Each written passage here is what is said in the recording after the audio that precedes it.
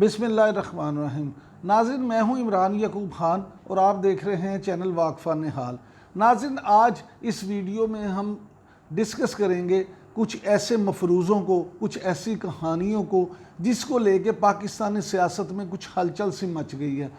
وہ کہانیاں کیا ہیں، ان کے پیچھے سچ کیا ہے اور کتنا ہے، اس سے بھی پردہ اٹھانے کی کوشش کریں گے۔ اگر آپ کو ہماری یہ ویڈیو پسند آئے تو اس کو لائک کریں، اس کو شیئر کریں اور ہمارے چینل واقفہ نہال کو سبسکرائب کریں۔ ناظرین، ہمارے چینل کو سبسکرائب کرتے وقت بیل آئیکن کا بٹن دبانا مت بھولیے گا تاکہ آپ کو ہماری تمام ویڈیوز بر وقت مل سکیں۔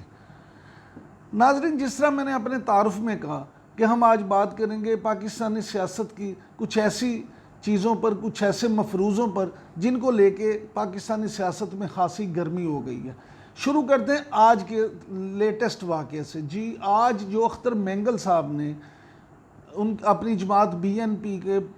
قومی اسمبلی میں خطاب کرتے ہوئے بی این پی کے حکومت سے الگ ہونے کا اعلان کیا ہے، تو اس کے پیچھے کیا ہے، اس کی وجہ کیا ہے، کیا اس علیحدگی سے حکومت کو فائدہ ہوگا یا نقصان ہوگا اور اس سے کیا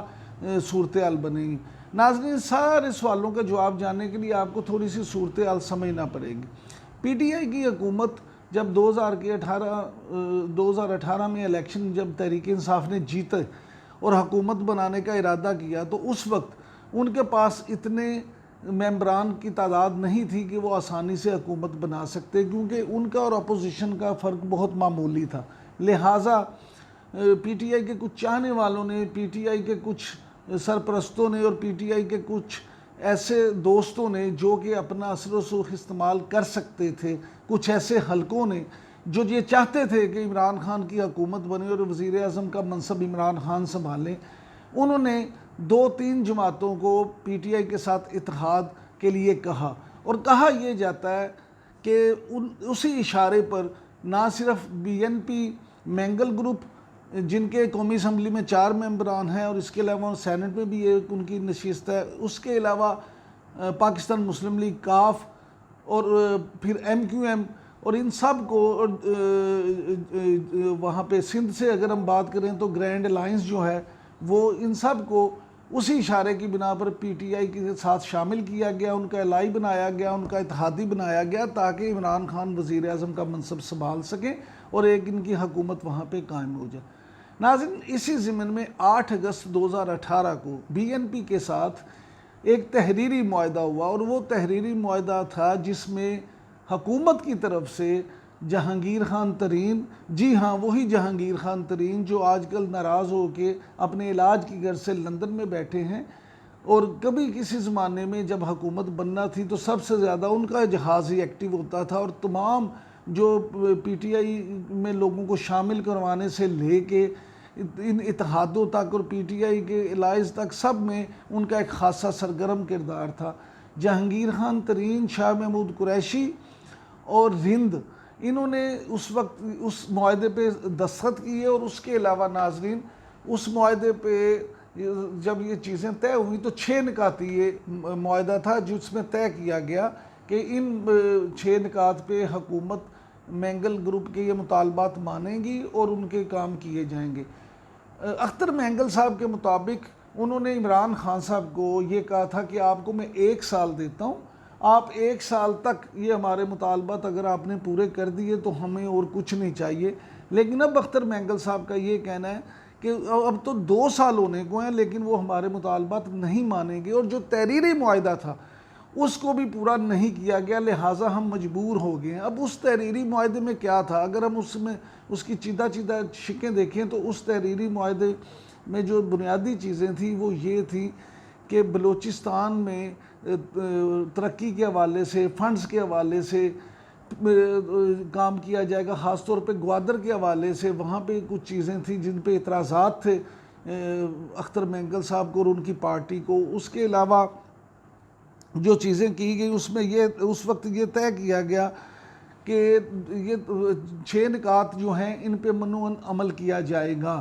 اس میں جو مسنگ پرسن ہیں، لاپتہ افراد ہیں، ان کی اختر مینگل صاحب نے 5000 لوگوں کی ایک لسٹ دی تھی، لیکن ان کا یہ کہنا ہے کہ ان میں سے صرف 500 لوگ جو ہیں وہ اپنے گھروں کو واپس آئے ہیں، اور اتنی تعداد میں ان کا یہ کہنا ہے کہ مزید بھی لوگوں کو گرفتار کیا جا چکا ہے، اور باقی لوگوں کے بارے میں ابھی کچھ بھی پتہ نہیں۔ اس کے علاوہ وہ یہ بھی اختر مینگل صاحب یہ بھی کہتے ہیں کہ اس معاہدے کی ایک شق کے مطابق یہ تھا کہ مرکز نے 6% کوٹا دینا تھا بلوچستان کو، جو کہ نہیں دیا گیا۔ اس کے علاوہ بلوچستان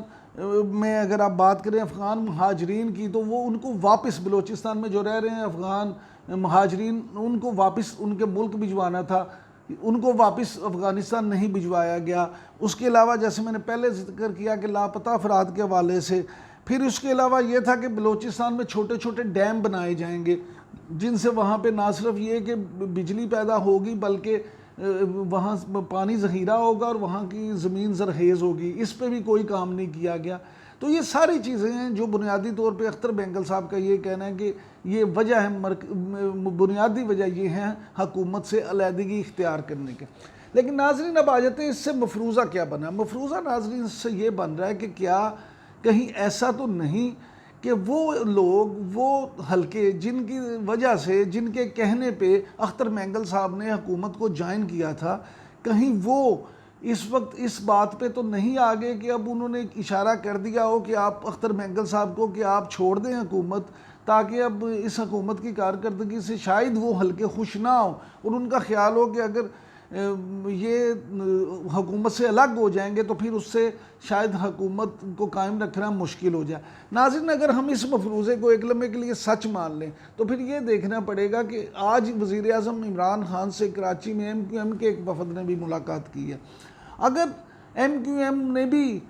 آج کل یا اگلے 2-4 دنوں میں حکومت سے علیحدگی کا عندیہ دے دیا تو عمران خان صاحب کی مشکلات بڑھ جائیں گی۔ تیسری طرف اگر ہم پنجاب کی بات کریں تو یہاں پہ چودھری برادران جو ہیں وہ پہلے ہی تحریک انصاف سے اب اتنے کو خاص خوش نہیں ہیں، اگرچہ چودھری پرویز الہی کی طرف سے بارہا یہ کہا جا رہا ہے کہ جناب ہم حکومت کے ساتھ ہیں، ہم ہمیشہ ان کے اتحادی رہیں گے اور ہم ان کے خلاف کسی سازش کا حصہ نہیں بنیں گے، لیکن اگر انہوں نے بھی یہ فیصلہ کر لیا تو پھر لازمی بات ہے کہ جی ڈی اے بھی حکومت کا ساتھ چھوڑ دے گی، اور پھر حکومت کے لیے یہ بجٹ پاس کرانا ناممکن ہو جائے گا۔ اگر بجٹ پاس نہیں حکومت کروا سکتی تو پھر اس کا نتیجہ کیا نکلے گا؟ اس کا نتیجہ لازمی طور پر یہ نکلے گا کہ حکومت کو پہ بد اعتمادی ہو جائے گی اور عمران خان صاحب کی حکومت ختم ہو جائے گی۔ ناظرین اس مفروضے کو تقویت اس طرح سے بھی ملتی ہے کہ جہانگیر ترین صاحب کے حوالے سے ایک اور بھی خبر اس وقت گردش کر رہی ہے کہ شاید جہانگیر ترین نے 3 دفعہ لندن میں نواز شریف سے ملاقات کی کوشش کی ہے۔ اب یہ خبر کہاں سے آئی اور یہ کیا ہوا؟ اس میں ناظرین ہمارے واقفان حال کے مطابق میاں نواز شریف کے قریبی عزیز جو کہ ان کی وفاقی کابینہ میں بھی حصہ رہے، اور یہاں پہ جب 2018 میں ان کی 2018 سے پہلے 2013 سے 18 تک نواز شریف کی جب حکومت تھی اس میں وہ وزیر مملکت کے عہدے پر تھے، تو انہوں نے وہ بھی آج کل لندن میں رہائش پذیر ہیں۔ ان کی طرف سے لندن کے چند صحافیوں سے رابطہ کیا گیا اور ان کو یہ کہا گیا کہ جہانگیر ترین صاحب کی طرف سے 3 دفعہ میاں نواز شریف سے ملنے کی کوشش کی گئی ہے، تو آپ یہ خبر دے دیں۔ جب ہمارے صحافی دوستوں نے ان سے یہ پوچھا کہ کیا آپ اس کی تصدیق کرتے ہیں اور ہم آپ کے حوالے سے یہ خبر دے دیں، تو انہوں نے کہا نہیں، آپ میرا نام نہ دیں، لیکن میں آپ کو یہ بتا رہا ہوں کہ جہانگیر ترین صاحب نے 3 دفعہ میاں نواز شریف سے رابطہ کیا ہے ملاقات کے لیے۔ اب آ جاتے ہیں ناظرین اس کی طرف کہ یہ کیا ہے، کہیں ایسا تو نہیں کہ جہانگیر ترین بھی عمران خان کی ناراضگی میں اب آگے سیاست میں اپنا رول ادا کرنے کے لیے شاید وہ میاں نواز شریف سے ملنا چاہتے ہیں؟ اگر یہ بات ٹھیک ہو تو پھر عمران خان کے لیے مشکلات مزید بڑھ جائیں گی، کیونکہ پی ٹی آئی کے بہت سارے لوگ جو ہیں وہ جہانگیر ترین کی وجہ سے پی ٹی آئی میں شامل ہوئے تھے۔ اگر جہانگیر ترین نے یہ فیصلہ کر دیا کہ انہوں نے پی ٹی آئی سے الگ ہونا ہے، جس کا ابھی تک انہوں نے کبھی بھی اظہار نہیں کیا، وہ یہ کہتے ہیں کہ میں پی ٹی آئی سے الگ نہیں ہوں گا اور میرا لیڈر عمران خان ہی ہے۔ جہانگیر ترین کی طرف سے اس بات کی نہ تو تصدیق کی گئی ہے اور نہ ہی اس سے انکار کیا گیا کہ انہوں نے نواز شریف سے ملنے کی کوشش کی ہے۔ بہرحال شریف فیملی بھی اس حوالے سے ابھی خاموش ہے، لیکن چند دنوں تک اس پہ بھی مزید حقائق سامنے آ جائیں گے۔ اس کے علاوہ ناظرین اب آ جاتے ہیں آپ تیسرے معاملے کی طرف کہ اگر یہ ساری چیزیں اسی طرح سے ہو گئی تو پھر کیا ہوگا۔ ناظرین میں یہ سمجھتا ہوں ذاتی طور پہ ایک بطور فالوور آف جرنلزم اور being a follower of politics کہ اگر یہ صورتحال اسی طرح سے ہوگی جس طرح سے یہ مفروضے پیش کیے جا رہے ہیں تو پھر تو عمران خان کے لیے مشکلات بڑھیں گی۔ لیکن اگر آپ عمران خان کا اعتماد دیکھیں تو ایسا محسوس نہیں ہوتا، ایسا لگتا ہے کہ عمران خان اور اسٹیبلشمنٹ ابھی ایک پیج پہ ہیں اور ابھی امپائر نے انگلی کھڑی نہیں کی۔ اگرچہ بعض لوگوں کی خواہش یہ ضرور ہے کہ امپائر انگلی کھڑی کر لے، اور وہ اس حوالے سے پی ٹی آئی کی پرفارمنس پہ اور خاص طور پہ یہ کرونا کے حوالے سے پرفارمنس ہے اس پہ بڑی تنقید کرتے ہیں، اور ان کا کہنا ہے کہ شاید اب امپائر بھی اس سٹیج پہ آ گیا کہ وہ کسی وقت انگلی کھڑی کر دے۔ لہٰذا ان ساری چیزوں کو اگر ہم دیکھیں تو اگلے 2-3 ہفتے جو ہیں وہ پاکستانی سیاست میں بڑے اہم دکھائی دیتے ہیں۔ ناظرین اگر آپ کو ہماری یہ ویڈیو پسند آئے تو اس کو لائک کریں، اس کو شیئر کریں اور ہمارے چینل واقفہ نہال کو سبسکرائب کریں۔ شکریہ۔ پاکستان زندہ باد۔